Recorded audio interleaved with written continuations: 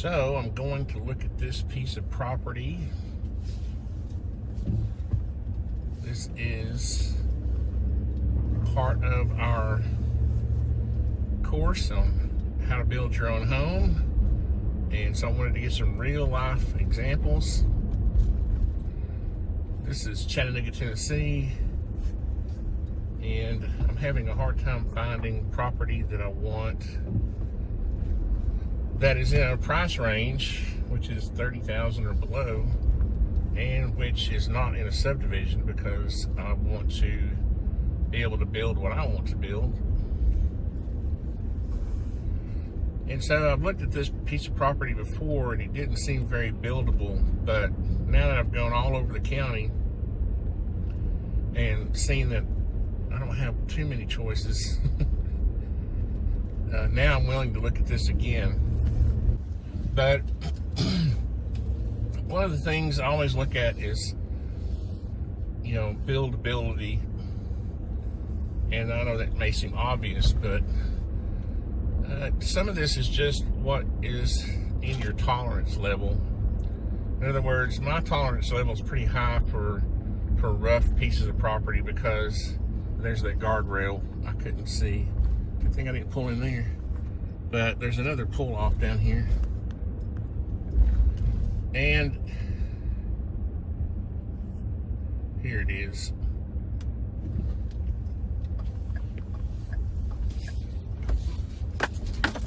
This is not too bad. Well, I'll show you one of the things I just saw. And this is a good example of why you need to come out and look and get on your property. This is 1.3 acres, I think. And you can see it has this sort of gully running up, which is basically natural drainage. And also you can see here, this big ditch. Now again, if your tolerance level is high, you could landscape this drainage area. I'm curious about that stub right there. If that is the corner of the property. And someone's been marking trees. I need to call this realtor and see if someone's been looking at this. But you can see the layout of the land comes back, I don't know, 60, 70 feet, and then goes up to that ridge. But this is the image they show. So you say to yourself, oh, not too bad, but you've only got maybe 50 feet, and you're gonna have at least a 25-foot setback from the property line. So your house is gonna be relatively close to this road, unless you go, digging back into the embankment. And so this is why you wanna walk the property that you're thinking about purchasing. And you also want to make sure of the access to sewer. Now this road does have a sewer, so I do not have to worry about septic out here. That would be a pretty big issue out here with this limited buildable site. So let's go back to the office and we'll look at how this lays out on paper, which you'll see is a totally different feel. And if you were to just purchase this property from just looking at it sitting in your office or in your living room, you would be, you might be in for a big surprise when you came out. So here we are, we're back at the office, and this is our GIS system for Hamilton County, Tennessee. Most counties I've seen are going to have something similar to this nowadays. I mean, unless you live in the outback in Australia, you're probably going to have some resource online that you can go for your county that you live, or wherever the property is you want to purchase. And you'll just have to research it a little bit. And GIS stands for Geographic Information System, and so these are pretty popular now. And I guess just to show you kind of what it looks like when you first, I've got Google trained for mine. It comes up as the first selection here, GIS Home, either one of these. And it will look similar to this. And Gizmo, ours is called Gizmo 5. That's our current. And you'll get a screen like this, and then it'll go into your county, a view like that, and then you can just type in your address up here. So that's what I did, 4897 Canstore Road. And then you can pick from the parcels over here, and it will zoom in. And from there, you can go to your layers. Most of these will have an area where you can go choose different items to be selected. But from here, you can click on the property, and you'll get information about the property over here. But you'll notice that just from looking at it, it has a different feel. It looks just like a normal piece of property. It doesn't look anything. You have no clue here as to the grades, how steep this is. And so looking at this, they're sort of benign looking, and that's why you want to go out and set your feet on the property. Now, if you're looking at this, one of the things you can check is, and you look over here, I don't know if you can see this, it's not very dark, these different layers. And I have found that these act almost like a checklist. And for example here, let's go to FEMA. Okay, FEMA is going to be your flood information, and so you can come down here and check your 100-year flood. Now I'm going to back. I just happen to know where the river is here, so I'm going to back out, and I'm going to show you. I'm going to turn this on and off to give you an idea. Pay attention to the blue areas. This is the 100-year floodplain, okay? And you can see it doesn't come anywhere close to us. Let's click on 500-year. There you go. Let's just click on floodway, and that would just be the area directly around the river. So if you turn on all of those, you can get a good idea of, flood events, whether you're going to have flood insurance, that kind of thing, which I have dealt with before on properties. I've had to move. We built several houses on the river. We had to move them up closer to the road based on the floodplain. The owner did not want to have to buy flood insurance, and typically your finished floor will have to be 1 foot above the floodplain elevation. And so thankfully we don't have to worry about that here. Moving on down this list, what's this? Administrative areas, zip codes. If you want municipalities, let's check this right here. And this is going to tell you what city you're in. Now you'll have to back out here. It says Chattanooga. So I know I'm in the city limits here, but if you want to see how close you are to that city's limits, you can just back out, and you can see all this in that light yellow is Chattanooga. So we're not going to escape city and county taxes here, and that's kind of the purpose of that. You want to know what kind of services you're going to be getting and what kind of taxes you're going to be paying. So let's turn that off. And then we know from there being manholes in the street, we know that there's a sewer there, but I'm going to confirm that because I've been bitten by that before. And in the next case study, I will show you how I was bitten by that and how important that is. Let's see what miscellaneous is. I'll be honest with you, I can just barely read these. National Historic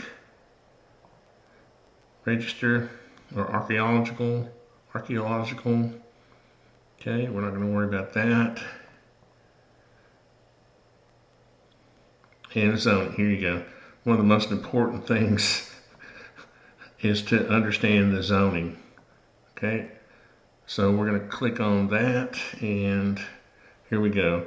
I don't know if you noticed a little R1 pop up, which is a residential. Now, you don't want to just check your zoning, you want to check to see how far out that residential zoning goes. You can see here, over here, a few miles away, we get into probably,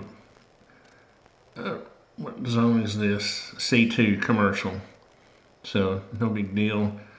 Now, one of the more interesting things I'm not seeing, and you won't see this necessarily, is this drainage easement through here.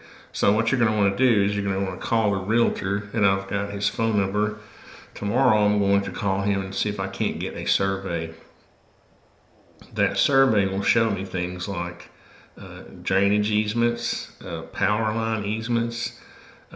Notice that, let's go to this picture again where we are on the site. This is Google Street View.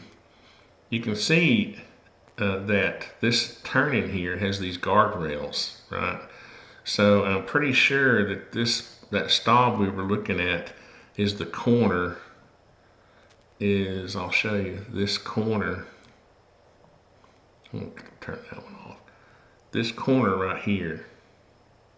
Okay, so I'm pretty sure that turn-in is right here on this property, because there's 2 lots for sale. Now I don't want this one. I would want this one because it has that turn-in. It already has the culvert installed, and you're basically driving on your property with those. Now the question is there an easement that's going to allow access to this property from that turn-in? You know, because it would be quite costly, probably around $6,000 to $10,000 to put in a new culvert and, you know, a new pull off there. And of course then you'd have to try to work with the city or the county to get those guardrails reconfigured. So these are all the things you want to look at when you're looking at sites, and what kind of costs that kind of information is going to be plugged into your budget. Now let's look at one more tool that I have and that I'm willing to share with my students of this course. If you are paying to take this course, then you can send me an email and I will do this for you. Because SketchUp Pro, which is, I don't know, it's not crazy expensive, but you know, you would have to pay for it to get this tool. And I'm willing to go in and do this for you for an address if you're one of my students. So what you can do is actually add a geolocation to your drawing. And what you can do is just enter the address. I think it's 4897 again, Store Road. There we go. Now, this might be a little difficult for this property because I think that pull off is right about in here. But all you do is select the region that you want, and then you just import it. And then it'll come in with two layers. One is just the two-dimensional view, and the other one is the three-dimensional, which now you're like, oh wow, okay, I'm getting the picture now. But you can see now, I think we can find, if we look close enough, that might be that pull off right there. But this is the grade, that little flat spot, that little flat area that we were looking at. And then it takes off up this basically ridge up here. Google Earth is pretty close, and that's what this is based on. You can see this road comes right down this little valley. And you can see this house right here is probably sitting up on the side of the hill. What I would want to do is build in that flat area and maybe cut into that embankment, just for the back of the house and just for the basement area. But that's another good tool if you can't walk the entire property. Okay, so looking at our course outline for site, we've pretty much covered our checklist here. in this example, it was pretty obvious that there's probably no houses built there before. There weren't any fill areas that I could see. We checked the zoning. We know because of the zoning, we know what schools and services would be available because of we knew it was inside the city limits. And we checked our slopes, and we have a good idea that part of it would be a basement. We could probably do it on a crawl space if we wanted to put it closer to the street. We know we're going to try to have entries that are close to the grade at some point. We pretty much have an idea of our driveway approach because of that entrance off of the street would be on that end, and all of this will come up again when we start to do design work. We know that we have city water. We know there's no well. We know that we have access to electric, and we know that we have sewer. Now, all of the sewer would be verified because I have learned not to trust manholes in the street. And then we're also going to verify the easements, the drainage easements there, and see if there's any other access easements. Okay, well, I hope you have enjoyed this first case study. We will be going through this basically live, so if we purchase one of these pieces of property, you will go along with us on that journey, and that's what we plan to do. And we have another home that we're going to be building for a realtor, and if this doesn't work out or another piece of property doesn't work out in time, we will be using that as a case study. So we'll be using a real job one way or the other. So I appreciate you watching, and continue learning.